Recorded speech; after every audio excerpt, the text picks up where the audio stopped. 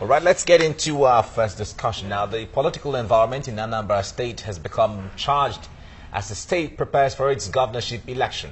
The Anambra State governorship election, as scheduled by the Independent National Electoral Commission, is to hold on November the 18th. But leader of the indigenous people of Biafra, that's Nnamdi Kanu, and his followers insist that an election will not hold in the state until the federal government gives a date for a referendum to determine a sovereign state of Biafra. Now, over the weekend, IPOB members took their agitation for a referendum to a whole new level when they stormed the church where Governor Willie Obiano was worshipping and tried to disrupt the service. Now, the large crowd chanting Biafra songs and slogans were denied entry into the church compound by policemen. Many Igbo leaders, such as the Obi of Onitsha, have openly criticized the planned election boycott in Anambra State, saying it would not be in the interest of the Igbo people. Now, agitations for a sovereign state of Biafra became popular because of a perceived marginalization of Igbo people. Right now, we have joining us in the studio a social commentator, Victor Ohai. Victor, good morning. Good morning. Good morning. It's nice to see you this morning. Nice to be here. All right. Now, IPOB, I know you've been following this development for some time and all of that. Do you think IPOB is taking the very wrong move, wrong steps at the wrong times? First of all, I think it's important to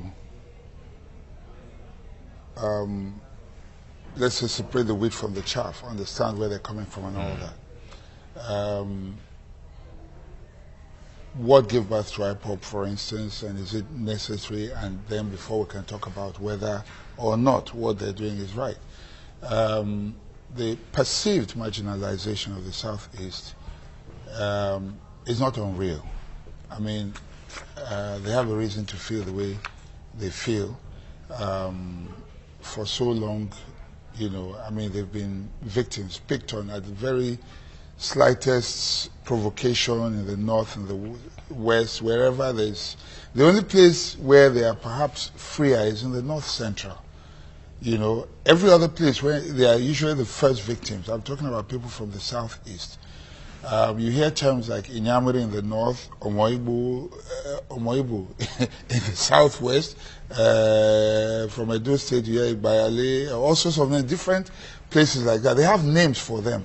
These are people, they are Nigerians. And since after the Civil War, I think we ought to have gotten over this. So if you were to place yourself in the place of an Igbo man, you would understand why an Igbo man will feel, if I'm not wanted anywhere, so why don't I just stay on my own? And then perhaps that is the reason why you have something like IPOB. Otherwise, there will be no reason for it. Nobody would. I mean, it's totally uncalled for. Now, the methodology they're going about, do they have a right to self-determination? Everyone has a right to self-determination. Is it right? Is it in their best interest and all that? I would not be quick to say that because we have a custom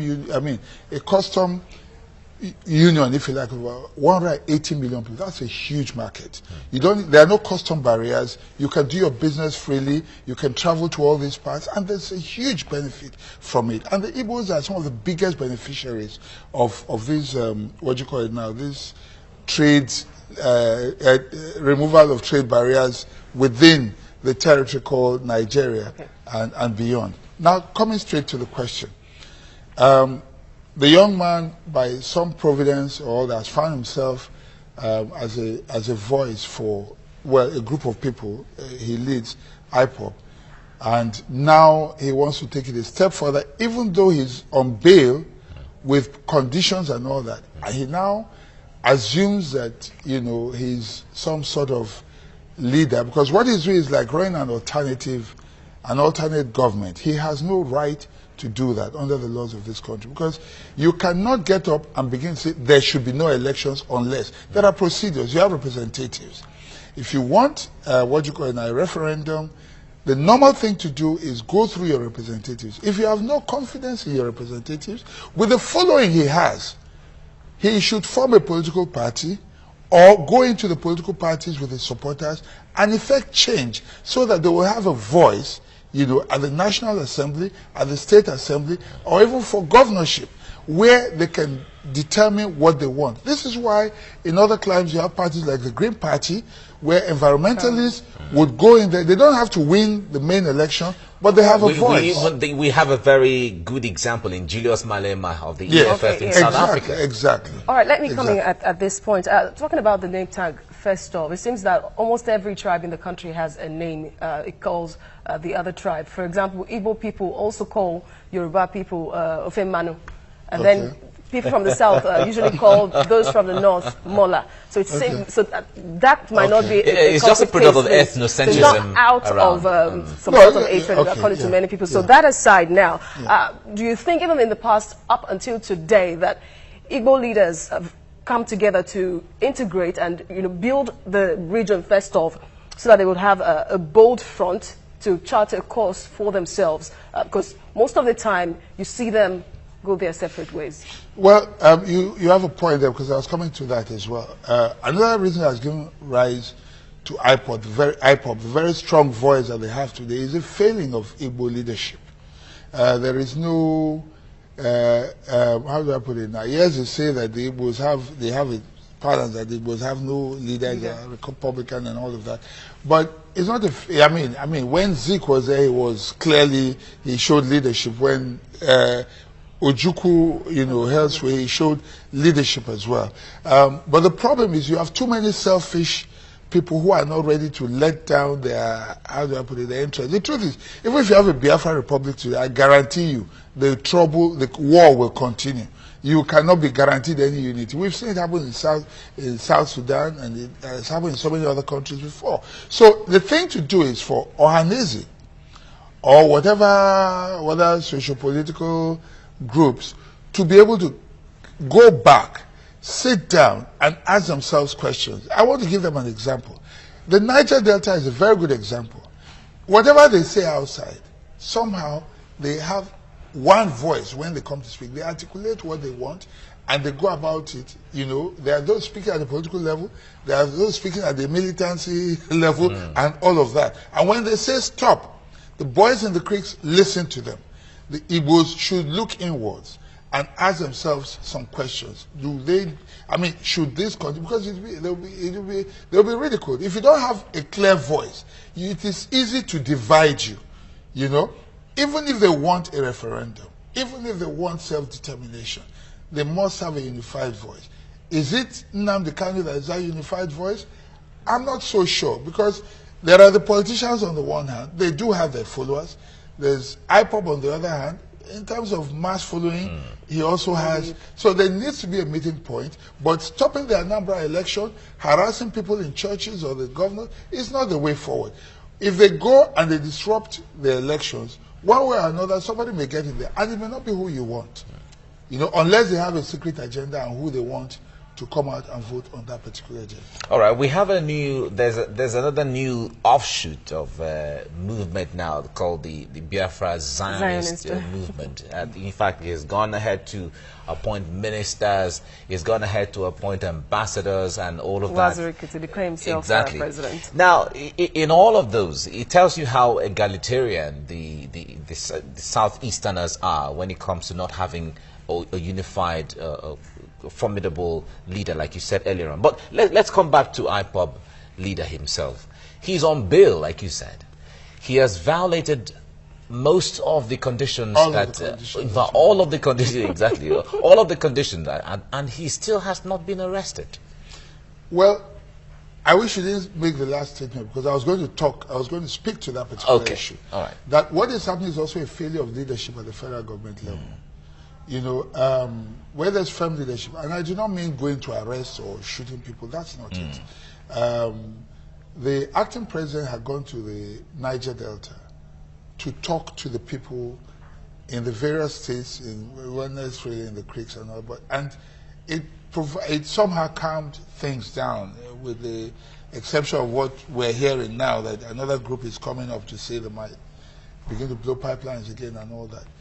You cannot, like the proverbial ostrich, bury your head in the sand and wish away whatever it is and think that because you can't see it, nobody else, it does not exist. This is a very present and real danger. It would be a shame if this country were to collapse under this administration. I expect leadership. I expect government to engage. IPOB, directly or indirectly. There are so many ways. There are many ways of engaging in matters like this. If they don't know what to do, they should consult and find out people who can. Negotiators who will be able to talk. No matter how headstrong Nnamdi Kanu may appear to be, he will have a soft spot. He will have somebody he listens to. There surely must be something that you can appeal to, that can appeal to him, you know. And I'm not talking about, you know, it is often said that a rebel, I mean, you know, the one that is a criminal is a weak person. If a weak man, if he didn't have the kind of following he had, he probably would have been in jail already. But when you are strong, then it calls for negotiation. It's like that globally. It's not a sign of weakness on the part of government or anything. So I think the government should look at this very seriously and decide and find. They need wisdom. I don't know how else to put it. The federal government needs wisdom in handling this matter. Wisdom of the elders.